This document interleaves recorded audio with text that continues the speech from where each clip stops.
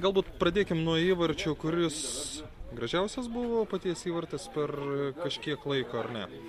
Jo, turint omeny, kad šiemet pirmą įmušiau, tai tikriausiai gražiausias ir buvo.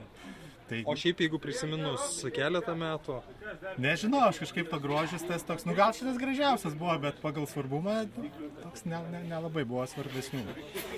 rungtynėse atrodėt geresni, bet išskyrus tą vieną epizodą taip ir nepavyko įmušti. Kodėl?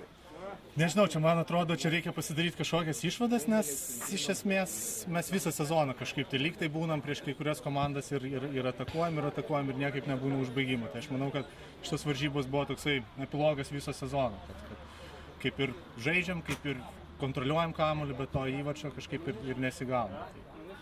Epilogas būtų su laiminga pabaiga. Nu taip, būtų gerai, kad būtų dar kitas varžybos, suloštume jau su laiminga pabaiga, be pendelių ir įmuštumėm daugiau negu vieną įvartį.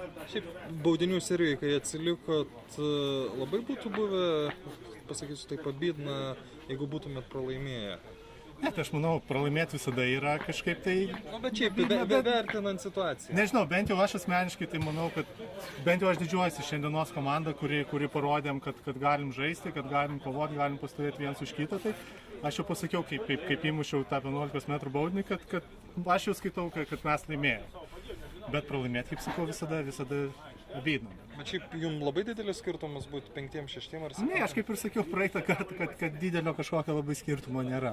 Ta pati dabar galiu pakartoti. Jo, dabar tą patį, kad nėra skirtumo, ar 5, 6 ar 7. Jau dabar dėl malonumo, tiesiog dėl arbatos ir visų kitų malonumų šios lygos. Ačiū.